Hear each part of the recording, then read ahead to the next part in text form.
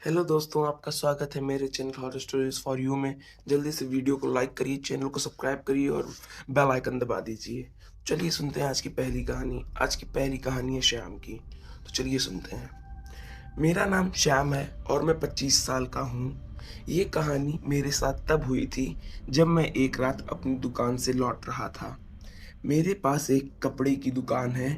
एक बार की बात है, मेरी दुकान से कुछ ही दूरी पर किसी आदमी को कुछ लोगों ने जलाकर मार दिया था और उसका घर लूट कर भाग गए थे। वो टाइम जनवरी का था। आपको पता ही है जनवरी में कितनी शादियां होती हैं। तो एक दिन कोई शादी वाले कपड़े लेने आए थे। उन्हें कपड़े खरीदने में बहुत देर लग गई थी और तब तक मेरे सारे काम करने वाले चले गए थे और अकेले ही सारे कपड़े दिखाने पड़े। उनके जाने के बाद अकेले ही मुझे सारा सामान सेट करना पड़ा। सामान सेट करते करते मुझे रात के 12 बज गए थे। मैंने घर पे फ़ोन करके बता दिया कि मैं लेट आऊँगा। उस दिन मैं अपनी बाइक नहीं ले गया था क्योंकि वो खराब थी। मेरा घर करीबन 3 किलोमीटर दूर था। मैं दुकान बंद करके निकल पड़ा। जिस आदमी को मारा गया था उसका घर मेरी दुकान से तकरीबन 1 किलोमीटर दूर था। मैं चलने लगा। मैं उसके घर के पास पहुंचा तो मैंने देखा वहां कोई आदमी खड़ा था। जब मैं उस आदमी के पास जाके देखा और पूछा, आप कौन हैं, यहाँ क्या कर रहे हैं? उसने कोई जवाब नहीं दिया। मैंने फिर से पूछा, आप कौन हैं और यहाँ क्या कर रहे हैं? उसने फिर कोई जवाब नहीं दिया। मुझे लगा कोई पागल होगा तो मैं आगे बढ़ गया, लेकिन मुझे जैसे लगा कि वो मेरा पीछा कर रहा है। मैंने मुड़ के देखा तो वो वही था। मुझे लगा कि वो कोई चोर होगा तो मैं तेज तेज चलने लगा। जब मैं तेज तेज चलना शुरू किया तो उसने भी तेज तेज चलना शुरू कर दिया। अब की बार मैंने उसका चेहरा देखने के लिए टॉर्च जलाई और उसके मुंह पे मारी तो वो देखकर मैं दंग रह गया। वो वही जला हुआ आदमी था। ये देखते ही मैं तेज तेज भागने लगा क्योंकि मुझे पता था आगे एक मस्जिद है। मैं पहुंचकर जल्दी से मस्जिद के अंदर चला गया और वहीं रात बिताई और सुबह अपने घर चला गया। उस दिन के बाद से मैं कभी भी दुकान से लेट नहीं निकलता, चाहे कितना भी बड़ा ग्राहक आ जाए, और बाइक लिए बिना कभी नहीं जाता।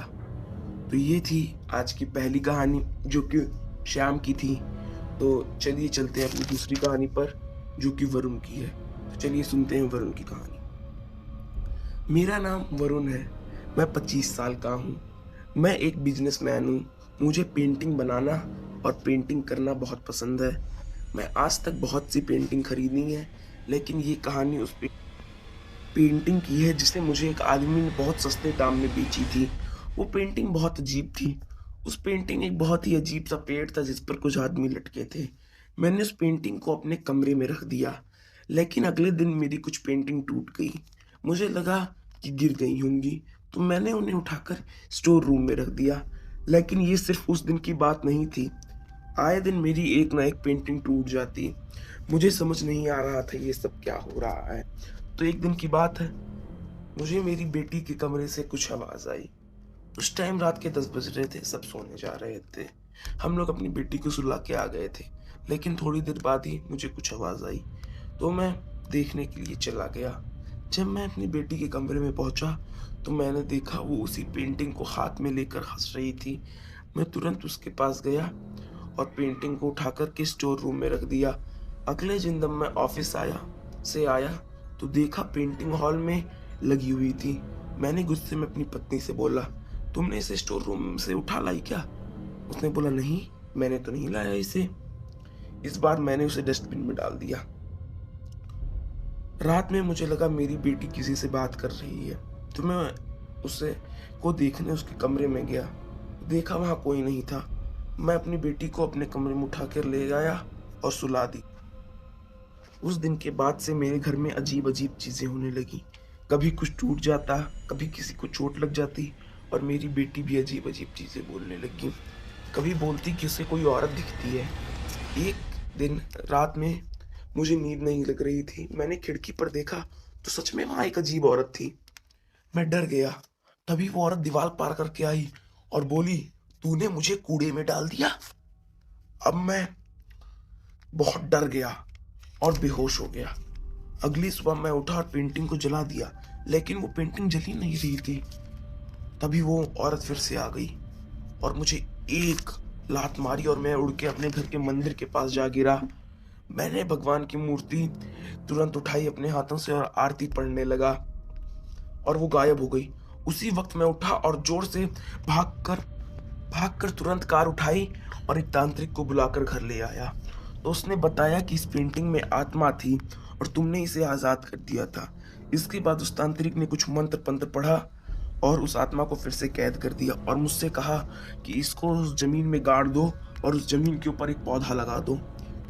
मैंने ऐसा ही किया। मैंने उस पेंटिंग को गाड़ दिया और उस पर एक पौधा लगा दिया। उस दिन के बाद से मेरे घर में अजीब चीज़ें बंद हो गईं और हम सब खुशी-खुशी रहने लगे। तो ये थी हमारी आज की दूसरी कहानी जो कि वरुण की थी। तो चलिए चलते हैं अपनी तीसरी कहानी की ओर, जो कि रामू की है। मेरा नाम रामू है और मैं घर में नौकर का काम करता हूँ। मेरे साहब का नाम सोमेश खन्ना है। मेरे साहब की एक 7 साल की बेटी रिया, मेरे साहब की पत्नी का नाम रीना है। मैं सुबह घर में पहुँच जाता और दोपहर को घर आकर खाना खाता और फिर काम करने चला जाता। रात का खाना बनाकर फिर घर चला आता। मेरा घर मेरे साहब के घर से तकरीबन 5 मिनट की दूरी पर है। एक दिन मैं रात का खाना बनाकर घर गया और सो रहा था, तभी मुझे फ़ोन बजा।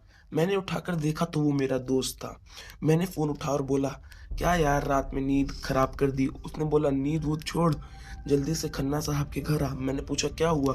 तो उसने कहा, "तेरी मालकिन ने आत्महत्या कर ली।" ये सुनते ही मेरी नींद उड़ गई और मैं जल्दी से अपनी साइकिल निकाली और साहब के घर पहुंचा तो देखा कि बाहर पुलिस खड़ी थी और एम्बुलेंस में मालकिन के जले हुए शरीर को ले जाया जा रहा था। दूसरी तरफ मालकिन और रिया रो रहे थे। पहले तो मुझे लगा कि कहीं मालिक नहीं तो नहीं मारा, क्योंकि आए दिन मालकिन से लड़ते रहते थे। लेकिन फिर मुझे लगा कि मैं फालतू में ही शक कर रहा हूँ। कुछ दिन बाद साहब ने एक दूसरी औरत से शादी कर ली और उस औरत का नाम प्रिया था। लेकिन वो औरत बहुत खराब थी, हमेशा रिया को डांटती रहती और मुझे हर बात पे सुनाती रहती थी। एक दिन वो सो रही थी और रिया के लिए नाश्ता बना रहा था। तभी मुझे लगा कोई रिया से बात कर रहा है। जब मैंने जाके पूछा, "रिया बेटी, तुम किससे बात कर रही हो?" तो उसने कहा, "माँ से।" मुझे लगा अभी भी ये सदमे में है। मुझे उसके लिए बहुत बुरा लग रहा था। मैंने उसे नाश्ता बना के दिया तो वो नहीं खाने लगी। जब मैं जाने लगा तभी खाना अपने आप उड़ने लगा और रिया को कोई खिलाने लगा। मैं तो डर गया, तुरंत घर से साइकिल निकाल के भाग गया अपने घर। लेकिन ये मैंने बात साहब को नहीं बताई। अगले कुछ दिनों तक ऐसा होता रहा।